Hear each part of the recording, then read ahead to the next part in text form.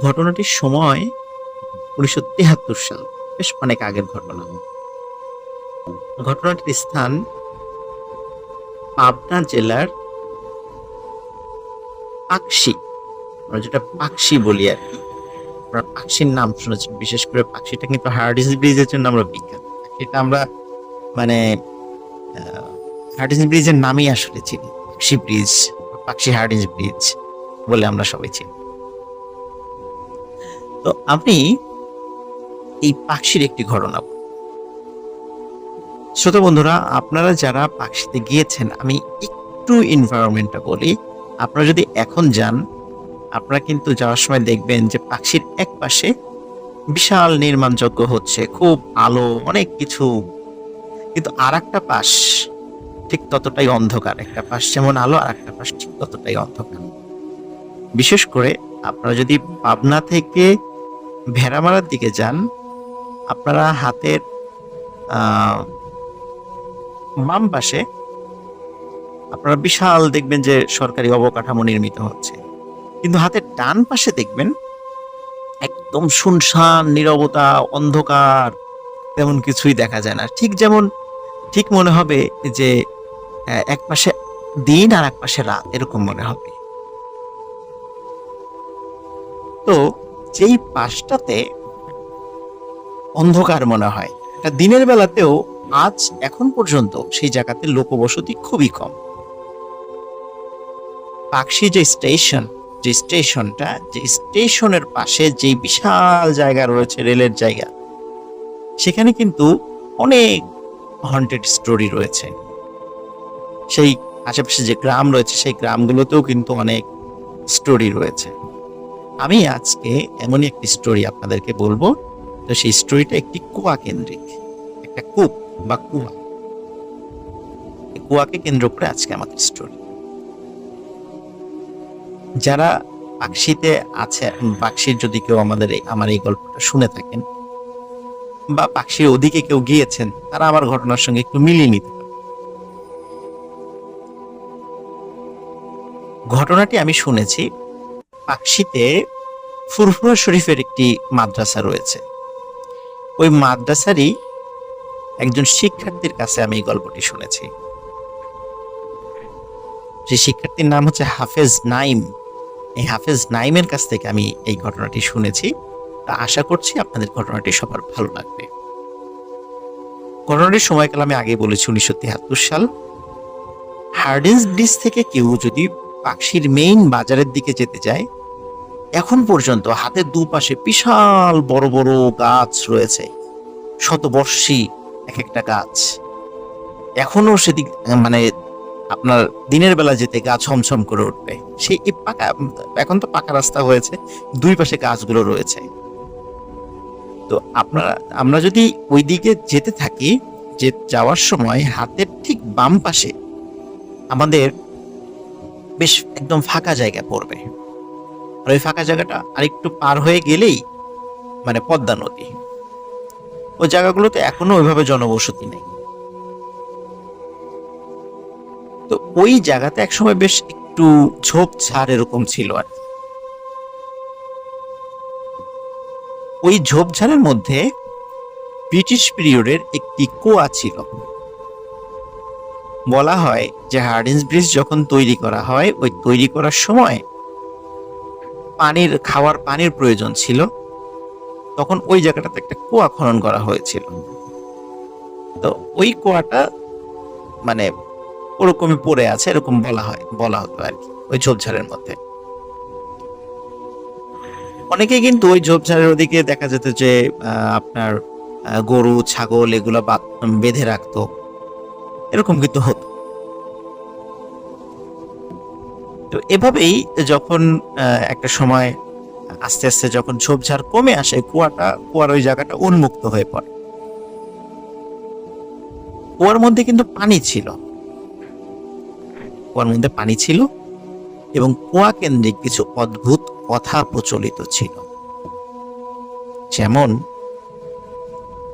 ওই কুয়াটা কিন্তু খুব বেশি গভীর ছিল না, নিচে পানি দেখা যেত। কিন্তু ওই কুয়াতে যদি কেউ শব্দ করত, কোনো প্রতিধ্বনি ফিরে আসতো না। আমরা দেখেছি, আমরা তো নর্মালি জানি সাধারণত 16.5 মিটার দূরত্ব যদি কম হয় তাহলে কিন্তু আমরা কোনো প্রতিধ্বনি পাই না। কিন্তু ওই কুয়াটি প্রায় 20 মিটারের মতো গভীর ছিল, মানে নিচের পানিটা দেখা যেত প্রায় 20 মিটারের মতো গভীর ছিল, কিন্তু ওখানে কোনো শব্দ করলে কোনো প্রতিধ্বনি ফেরত আসতো না। এটা অনেকেই চিন্তা করতো কি ব্যাপারে, এই কুয়াতে কথা বললে কথা ফেরত আসে না। আর একটা বিষয় হলো, ওই কুয়াতে অদ্ভুত কিছু শব্দ হতো। শব্দ বলতে কেমন, যে মনে হতো যে কুয়ার পানির মধ্যে বড় বড় মাছ রয়েছে, এরকম মাছের মতো শব্দ, মাছ যেভাবে পুকুরে শব্দ করে এরকম শব্দ হতো। আর একটা বিষয় হতো, সেটা হচ্ছে যে ওই কেউ যদি খুব মানে ভালো করে কুয়ার মধ্যে যদি কান পাততো, তখন ওর মধ্যে অসংখ্য মানুষের কথা বলার শব্দ শোনা যেত। এই টাইপের বিষয় ওখানে ছিল। অনেকের কাছে এই কথাগুলো মানে প্রচারিত হয়ে যায় যে ওখানে এরকম এরকম আছে। তো অনেকে কুয়ার ওখানে দেখতে যায়, কেউ কান পাতলে কেউ শব্দ শোনে, কেউ শোনে না। কিন্তু ওই যে ভেতরে যে মাছ রয়েছে, ওরকম পানি নড়াচড়া করে উঠতো, বা মাছ যেভাবে একটু ঢেউ সৃষ্টি করে ওরকম ঢেউ সৃষ্টি হতো। তো এইরকম মোটামুটি সবাই দেখতো। এবং এটা ঠিক যে এই যে শব্দ করলে যে শব্দ ফেরত আসতো না, এটাও ঠিক, এটাও সবাই করতো। কিন্তু ওই যে কান পাতলেই যে অনেক মানুষের কথাবার্তা বলার শব্দ, এই জিনিসগুলো সবাই সবসময় শুনতো না, কেউ শুনতো কেউ শুনতো না, বিষয়টা এমন ছিল। তো এর মধ্যে ঘটনাটি যেটা ঘটে আর কি, এই ঘটনাটি যার সঙ্গে ঘটেছিল ওনার ছেলেকে ওই মানে মাদ্রাসায় ভর্তি করিয়েছিল। তো ওই ভর্তি করানোর পরে ওই ছেলের যে সহপাঠী, এই সহপাঠীর কাছে হাফেজ নাইমের কাছে গল্প করেছে যে আমার বাবার সাথে একটা ঘটনা ঘটেছিল। তো ওই ঘটনাটি বেসিক্যালি আমি সংগ্রহ করতে পেরেছি, সেটি আপনাদের সাথে এখন শেয়ার করছি। তো এই যে মুরব্বী, তো এই মুরব্বী যিনি ছিলেন, ওনার নামটা কিন্তু আমি আসলে জানতে পারি নাই, বা আমি একবার হালকা শুনেছিলাম, আসলে আমার মনে নেই ওনার নামটা আসলে কি। তো আপনারা একটা নাম মনে মনে চিন্তা করে নেন, যে চিন্তা করেন নাম, ওনার নাম আব্দুল আলিম, এরকম একটা চিন্তা করে নেন, কারণ ওনার এক্সাক্ট নাম আমি আসলে আমার মনে নেই, বা আসলে ওইভাবে মানে মনে রাখার মতো করে শুনতেও পারি নাই। আর যিনি বলেছেন উনিও আসলে এক্সাক্ট নামটা আমাকে ওইভাবে বলতেও পারেন, যার কারণে আসলে এই জন্য বললাম মনে নাই। আসলে কোনো মতে একটু ভাঙা ভাঙা বলেছিলেন। যাই হোক, তো ধরে নেন যে না, তার নাম হচ্ছে আব্দুল আলিম। তো এই আব্দুল আলিম উনি তখন বেশ মানে কিশোর বয়সী। তখন উনি এবং ওনার কয়েকজন বন্ধু বান্ধব, ওনারা চিন্তা করেন যে ওই কুয়াতে খালি শুনি মাছ আছে, আমরা আজকে 4 বন্ধু মিলে ওখানে মাছ ধরতে যাব, আমরা বড়শি ফেলবো, দেখি আসলে ওখানে আমরা মাছ পাই। তো সত্যি ওনারা 4 বন্ধু মিলে সেখানে বড়শি নিয়ে যান। এই আমি কিন্তু ঘটনা বলছি সব দিনের বেলার ঘটনা, যা হচ্ছে সব দিনের বেলা। তো উনি বড়শি নিয়ে সেখানে যান, উনি সহ ওনার 4 বন্ধু, আব্দুল আলিম এবং তার 4 বন্ধু, মানে তার আরো 3 বন্ধু, টোটাল 4 জন সেখানে যান। যাওয়ার পরে তারা সেখানে বড়শি ফেলেন। ঠিক অনেকক্ষণ হয়ে যায়, কিন্তু কোনো মানে বড়শির যেই যারা আধার ফেলেছে সেখানে কোনো মাছের কোনো উপস্থিতি, কোনো মাছ কোনো আধার খায়ও না, কিছুই না। অথচ তারা কিন্তু কুয়ার পানিতে দেখছে যে পানি নড়ে উঠছে, তার মানে নিচে কিছু আছে। এভাবে যখন প্রায় 3 ঘন্টা, 3.5 ঘন্টা, 4 ঘন্টা হয়ে যায়, সবাই অধৈর্য হয়ে যায়, ধুর এখানে আসলে কিছুই নেই, নিচে মনে হয় ব্যাং ট্যাং আছে, বা ওই দূরে তো পদ্মা নদীর সাথে এই কুয়ার কোনো সংযোগ রয়েছে, যার কারণে এই পানিটা এইখানে চলে আসছে, এরকম তারা চিন্তা করে। আর যদি থেকেও থাকে কোনো ব্যাং ট্যাং এই টাইপের কিছু থাকতে পারে, এখানে কোনো মাছ নাই, মাছ থাকলে এতক্ষণে অবশ্যই আমাদের বড়শির ছিপে আমাদের টান পড়তো। এদিকে 3 জন অধৈর্য হয়ে বলে যে আমরা চলে যাব। কিন্তু আব্দুল আলিম উনি আর যেতে রাজি না। উনি বলে যে, না আজকে আমি দেখেই ছাড়বো আসলে মাছ এখানে আছে কিনা। খালি শুনি যে এখানে বিশাল বিশাল মাছ আছে, কই আজকে দেখবো মাছ আছে কিনা। ওদিকে তিনজন বলে যে ঠিক আছে তুই থাক, আমরা গেলাম। তারা মোটামুটি হাসি তামাশা করে, আব্দুল আলমের দিকে তাকিয়ে হাসি তামাশা করে তারা তাদের মতো হাঁটা দেয়। দিকে আব্দুল আলিম যখন ওই তিনজন চলে যাচ্ছে, বেশ দূরে চলে গেছে, মানে এতটুকু দূরে যে চিৎকার দিলে বা কোনো ডাক দিলে তারা শুনতে পারবে, এতটুকু দূরে স্পষ্টভাবে আর কি শুনতে পারবে। তখন হঠাৎ করে আব্দুল আলিম তার বড়শির ছিপে টান অনুভব করে।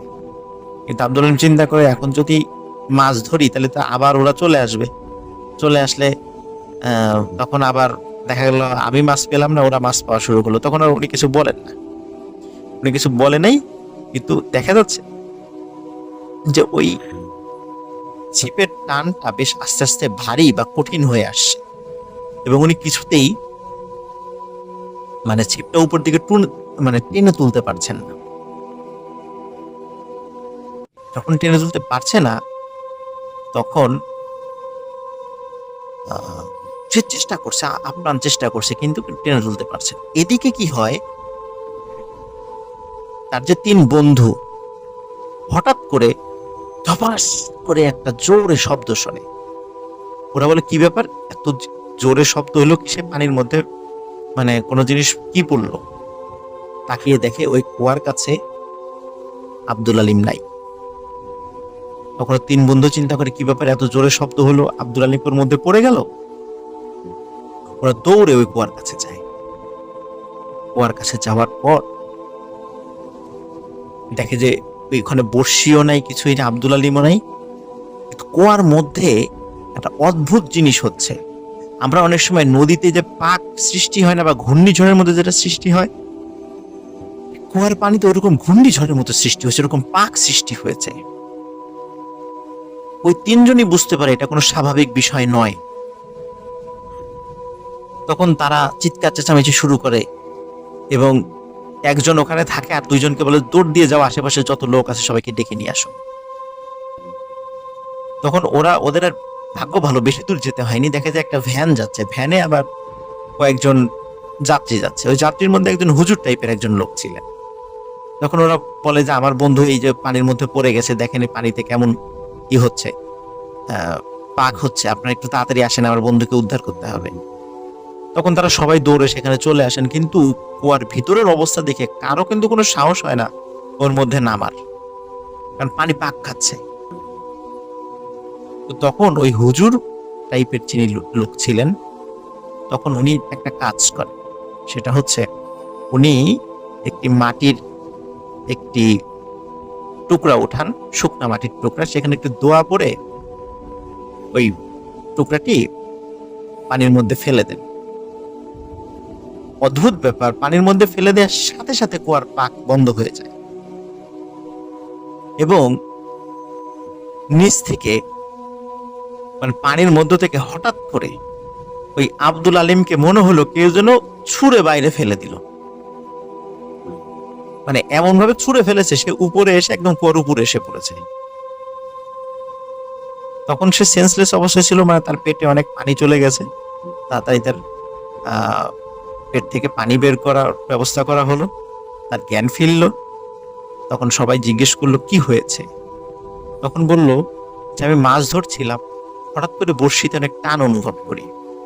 টান অনুভব করার পরেই হঠাৎ করে আমার মনে হলো কে যেন আমাকে পেছন থেকে ধাক্কা দিয়ে কুয়ার মধ্যে ফেলে দিল, এবং কুয়ার মধ্যে যখন আমি পড়ে যাই তখন দেখি সেখানে এক ভিন্ন জগৎ। সেখানে পানির মধ্যে দেখি অনেক মানুষ, অনেক মানুষ, সবারই মুখে দাড়ি, মাথায় পাগড়ি, এরকম অনেক মানুষ।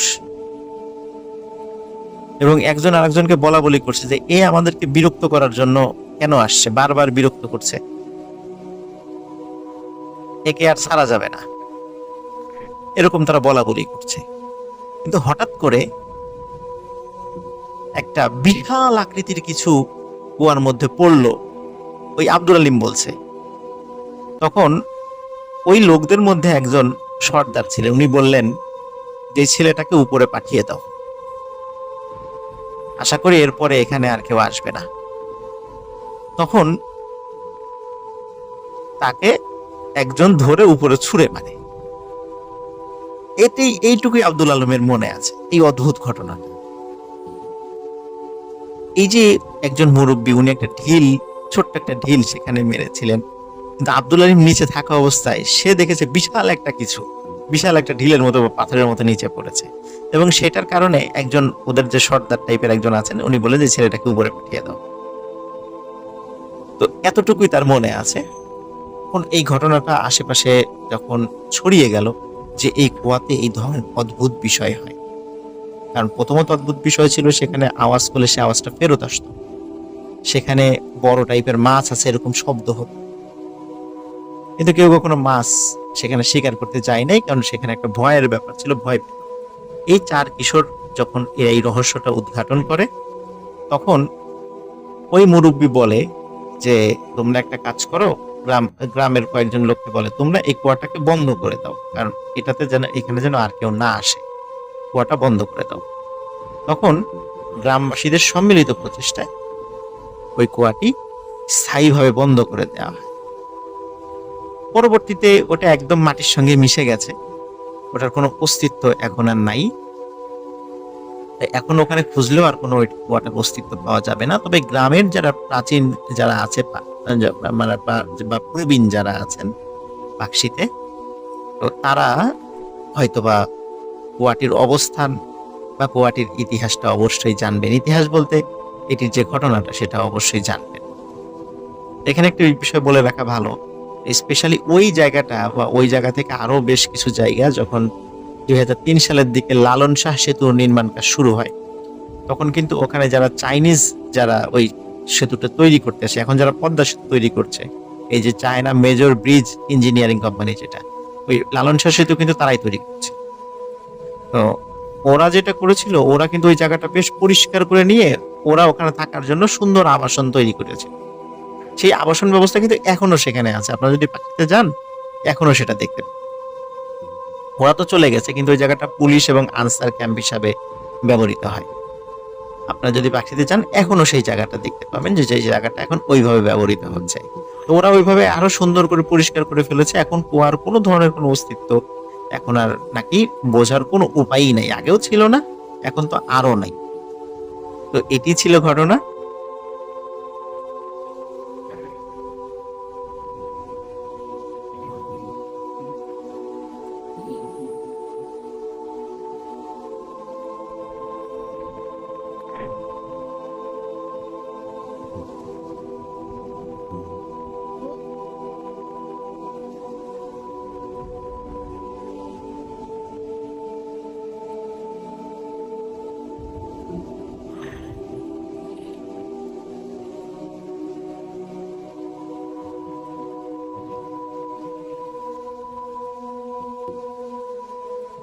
আমি আফরান আছি আপনাদের সাথে। প্রিয় লিসেনার, আমি এখন যেই ঘটনাটি আপনাদের সাথে শেয়ার করতে যাচ্ছি, ঘটনাটির স্থান মাদারীপুর জেলার কালকিনি উপজেলার সাহেব রামপুর গ্রামের একটি ঘটনাটি আমাকে যিনি শেয়ার করেছেন তার নাম হচ্ছে মিঠু শিকদার। ইতোমধ্যে মিঠু শিকদারের একটি ভিডিও আপনারা দেখেছেন। একদম সাদা মাটা সহজ সরল একজন মানুষ, অনেক কষ্ট করে ক্যামেরার সামনে কথা বলেছেন। ওনার কাছ থেকেই ঘটনাটি আমি কালেক্ট করেছি। আর ওনার কাছে যিনি নিয়ে গিয়েছিলেন আমারই একজন স্টুডেন্ট, তার বাড়ি সাহেব রামপুর। তো যারা নিয়ে গিয়েছিলেন এবং যারা বলেছেন সকলকে ধন্যবাদ জানিয়ে আমি ঘটনাটি শুরু করতে যাচ্ছি। প্রিয় লিসেনার্স, ঘটনাটি একটু ব্যতিক্রম এবং অনেকটাই আবার কমন। হঠাৎ করে শুনতে গেলে মনে হবে যে এরকম ঘটনা তো শুনেছি, কিন্তু আমার কাছে বেশ ব্যতিক্রম লেগেছে, যার কারণে আপনাদের সামনে সেটা তুলে ধরার চেষ্টা করব ইনশাআল্লাহ। ঘটনাটির সময় 1965 সাল। ঘটনাটি যার মাধ্যম দিয়ে সূত্রপাত পায় তিনি হচ্ছেন এই মিঠু শিকদারের দাদা। উনি বেশ একজন তান্ত্রিক টাইপের, তান্ত্রিক বলতে যেটা বোঝায় গ্রাম অঞ্চলে তাদেরকে ফকির বলা হয়।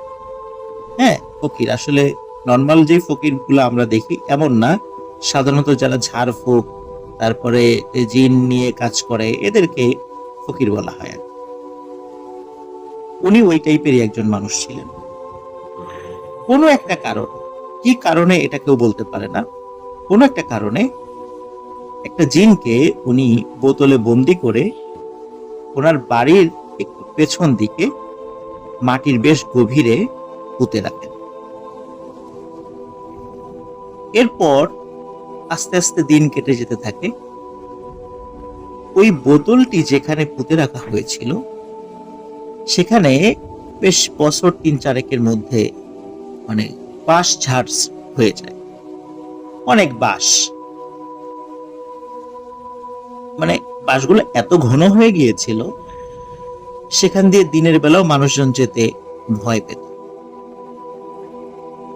বাঁশঝাড় কেন্দ্রিক একটি ঘটনা আপনাদের সাথে আমি শেয়ার। মিঠু শিকদারের একজন আত্মীয় একদিন রাতের বেলা এই বাঁশঝাড় পার হয়ে আসছিলেন। যখন বাঁশঝাড়ের ঠিক মাঝামাঝি উনি এসেছেন হাঁটতে হাঁটতে, হঠাৎ করে ওনার মনে হলো যে দুটো বাচ্চার হাসাহাসির শব্দ উনি শুনতে পাচ্ছেন। উনি চিন্তা করলেন এত রাত্রে বাচ্চার শব্দ কোথা থেকে আসছে। তখন চাঁদের আলো ছিল, উনি আশেপাশে তাকালেন কিন্তু কোথাও কোনো বাচ্চা দেখতে পাচ্ছেন না। কিন্তু ওনার মনে হলো এই হাসাহাসির শব্দগুলো মনে হচ্ছে উপর থেকে আসছে। তিনি যখন উপরের দিকে তাকান তিনি দেখেন যে মাঝারি সাইজের দুটো বাঁশ পাশাপাশি আছে, সেই বাঁশের একদম মাথার দিকে দুটো বাচ্চা দুটো বাঁশের মাথায় বসে আছে এবং ওরা ওই বাঁশের মাথায় বসে দোল খাচ্ছে এবং হাসাহাসি করছে। তো উনি সাহস করে বলেন যে এই তোমরা কারা, এত রাত্রে এখানে কি? কিন্তু ওনার কথা শুনে ওই বাচ্চা দুটি ভেঙচি কাটা শুধু তাই নয়, বাঁশের বিভিন্ন কুঞ্চি যেগুলো আমরা বলি, ছোট ছোট ডালপালা, স্থানীয় ভাষায় আমরা কুঞ্চি বলি, এগুলো ভেঙে ছোট ছোট টুকরো করে তার গায়ের দিকে ছুঁড়ে মারতে শুরু এবং সেগুলো তার গায়ে লাগতে থাকে। যদিও তিনি ব্যথা পাচ্ছিলেন না, কিন্তু তারপর উনি খুব বিরক্ত হয়ে বলে যে তোমাদের বাবা মাকে ডাক, তাড়াতাড়ি নামো এখান থেকে। কিন্তু তারা কোনো ভ্রুক্ষেপই করছিল না, মানে তার কথায় তারা কোনো পাত্তাই দিচ্ছিল না, উল্টো ব্যঙ্গ বিদ্রুপ করা শুরু করেছে। হঠাৎ করে উনি অদ্ভুত একটা জিনিস ফিল করেন এবং দেখেন সেটা হচ্ছে ওই দুটো বাচ্চা হঠাৎ করে নিজেদের মধ্যে কি যেন কানাকানি করলো। তাদের মধ্যে ভীত সন্ত্রস্ত একটি ভাব, মনে হচ্ছে তারা খুব ভয় পেয়েছে কোনো একটা বিষয়, এবং তারা দুজন লাফ দিয়ে দুই দিকে চলে গেল, এক বাস থেকে আরেক বাস, আরেক বাস থেকে আরেক বাস, এরকম করতে করতে অদৃশ্য হয়ে গেল। কিন্তু ওই ব্যক্তি চিন্তা করলেন কি ব্যাপার, হঠাৎ করে এরকম চলে গেল, কারণ আমি তো কোনো দোয়া কালামও পড়িনি। তখন উনি দেখতে পাচ্ছিলেন যে বেশ একটু দূরে যে বাঁশগুলো আছে সেগুলো ভয়ঙ্কর ভাবে নড়ে উঠছে এবং মনে হচ্ছে যে সব বাঁশগুলো সরিয়ে সরিয়ে কোনো একটা জিনিস আস্তে আস্তে ওনার দিকে চলে আসছে। উনি কাল বিলম্ব না করে উনি দেন ওখান থেকে দৌড় দিয়ে উনি ওনার বাসায় গিয়ে পৌঁছেন এবং পৌঁছে সেখানে সেন্সলেস হয়ে যান। পরে জ্ঞান ফেরার পরে উনি সব ঘটনা খুলে বলেন। এই ঘটনাটি যখন আশেপাশে সবাই জানাজানি হয়ে যায়, তখন এই মিঠু শিকদারের যিনি দাদা, তখনও তিনি জীবিত ছিলেন, তখন উনি জানতে পারার পর উনি সবাইকে খালি বলে দেন যে রাতের বেলা বাঁশঝাড়ের এদিক দিয়ে আসা যাওয়া করার দরকার নাই। কিন্তু উনি কি ঘটনা ঘটেছে বা এই ঘটনাগুলো আর যাতে না ঘটে সেটা বন্ধ করার কোনো পদক্ষেপ নেননি। এরকম বাঁশঝাড়ে প্রতিনিয়তই কখনো ছোটখাটো ঘটনা, কখনো বড় ধরনের ঘটনা এরকম ঘটতে থাকে। সাধারণত বাঁশঝাড় কেন্দ্রিক যে ঘটনাগুলো হয়, যে বাঁশ মানে মাটির সাথে লেগে আছে আবার উঠে যাচ্ছে, এরকম ঘটনা, এটা আপনারা অনেকেই শুনেছেন এই ঘটনাগুলো, এই জন্য আমি এগুলো এখন আর বলতে চাচ্ছি না। বাঁশঝাড়ের ঘটনা যখন ঘটতো তখন কিন্তু এই মিঠু শিকদারের দাদার বাড়িতে কোনো ঘটনা ঘটতো না। মিঠু শিকদারের দাদা যখন মারা যান এরপর থেকে ওই বাড়িতে ঘটনা ঘটা শুরু হয়। একদিন রাতের বেলা হঠাৎ বাজ পড়ার শব্দ। বাড়ির সবাই চিন্তা করে কি ব্যাপার, এখন তো বর্ষাকাল না বা মানে ঝড়ের সময় না, হঠাৎ বাজ পড়ার শব্দ কোথা থেকে আসলো। তারা দরজা খুলে বের হন, বের হয়ে তেমন কিছুই দেখেন না। তারা মনে করে হয়তো বা পাশের কোনো বাড়িতে বা অন্য কোথাও কোনো শব্দ হয়েছে, এটাই রাতের বেলা বেশি জোরে শোনা গেছে, বাজ পড়ার শব্দ বলে মনে হয়েছে। এটা হলো একদিনের। আর একদিন যেটি হয় সেটি ওনারা ফিল করেন নাই বা ওনারা দেখেন নাই। তাদের পাশের বাড়ির লোকজন এসে বলছে যে রাতের বেলা ওই বাড়িতে অনেক আলো দেখেছেন, মনে হচ্ছে যে অনেকগুলো সার্চ লাইট জ্বলছে এবং সার্চ লাইটের আলোতে পুরো বাড়ি আলোকিত হয়ে আছে। এটি একটি ঘটনা। আর একদিন রাতটা 2:30 এমন সময় হঠাৎ টিনের চালে ধাপ ধুপ শব্দ, মনে হচ্ছে কেউ ঢিল ছুটছে। অনেকক্ষণ ধরে ছোড়ার পরে মানে এরকম শব্দ হওয়ার পর ওনারা বাইরে বের হয়ে আসে, এসে দেখে প্রচুর হাড়গোড় বাড়ির উঠোনে পড়ে আছে, টিনের চালে পড়ে আছে। ওনারা আসলে তখনও বুঝতে পারছিলেন না যে কেন হঠাৎ করে বাসায় এই সমস্যাটা সৃষ্টি। এরপরে আরেকটি ঘটনা ঘটে। রাতের বেলা একটা পুরুষ মানুষের কান্নার শব্দ ওনাদের কানে ভেসে আসে। মনে হচ্ছিল উঠোনের মাঝখানে বসে কেউ কাঁদছে। ওনারা বাসা থেকে বের হয়ে আসেন, এসে দেখেন যে ছেঁড়া লুঙ্গি, খালি গায়ে একজন খুবই বৃদ্ধ একজন মানুষ, সে কান্নাকাটি করছে। তখন ওনারা বলে যে কি হয়েছে, আপনি এত রাত্রে এখানে এসে কাঁদছেন? তখন উনি বলে, এই বাড়িটা আমার, তোরা এখান থেকে চলে যা, আর না হলে আমাদের মুক্তি দে। এ কথা বলেই উনি হেঁটে চলে যান। ওরা আসলে কোনো মানে আগা মাথা বুঝতে পারছে না যে আসলে সে কি বললো, এই বাড়ি আমার, তোরা এখান থেকে চলে যা, না হলে আমাদের মুক্তি দে, কি বলছে। তখন ওনারা একজন বড় আলেমের শরণাপন্ন হন। বড় আলেম উনি ওজিফা করে জিনদের মাধ্যমে জানতে পারেন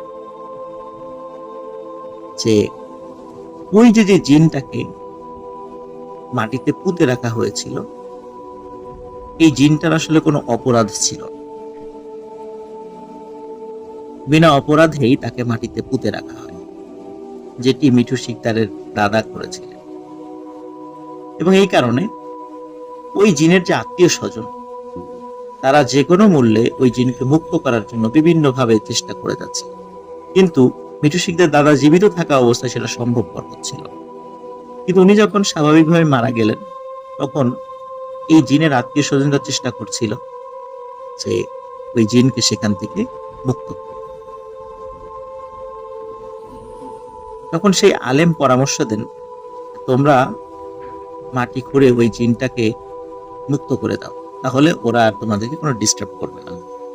কিন্তু আসলে মিঠু শিকদার দাদা যে কোথায় ওই জিনটাকে পুঁতেছিলেন এটা কিন্তু কারো জানা ছিল না, মানে এক্সাক্ট কোথায়। তখন ওই আলেমের মাধ্যমেই ওই জায়গার একটি আনুমানিক স্থান শনাক্ত করা হয় এবং সেখান থেকে মাটি খুঁড়তে থাকা হয়। মাটি খুঁড়তে খুঁড়তে প্রায় 10 হাতেরও বেশি মাটি খোঁড়ার পর অনেক পুরাতন একটি কাচের বোতল পাওয়া যায়। বোতলটার মুখে এক ধরনের কাপড় দিয়ে এবং বিশেষ কোনো এক ধরনের সুতা দিয়ে সেটি বেঁধে রাখা হয়েছিল। মানে প্রথমে তো বোতলের যে ক্যাপ সেটা তো লাগানো ছিল, তার উপরে কাপড় জাতীয় কিছু দিয়ে কিছু দোয়া কালাম লিখে সেটা মাটির নিচে পুঁতে রাখা হয়েছিল। এবং অদ্ভুত ব্যাপার যে এত বছর মাটির নিচে থাকার পরেও এই কাপড়টি নষ্ট হয়। তখন ওই হুজুরের উপস্থিতিতে ওই বোতলটি সকলের সামনে খোলা হয় এবং প্রত্যেকের সামনে একটি অদ্ভুত বিষয় ভেসে ওঠে। সেটা হচ্ছে সকলে দেখেন ওই ভেতর থেকে সাদা একটি ধোঁয়ার মতো, মানে মেঘের মতো কিছু একটা বের হয়ে বাতাসে মিশে গেল। এরপর থেকে ওই বাড়িতে আর কোনো সমস্যা নেই। এটি ছিল ঘটনা। প্রিয় লিসেনার্স, আশা করি আমাদের ঘটনা আপনাদের ভালো লেগেছে। ঘটনা ভালো লাগলে লাইক, কমেন্ট ও শেয়ার করে আমাদের সাথে থাকুন। পরবর্তী ঘটনা শোনার আমন্ত্রণ জানিয়ে আজকের মতো এখানে বিদায় নিচ্ছি। আসসালামু আলাইকুম।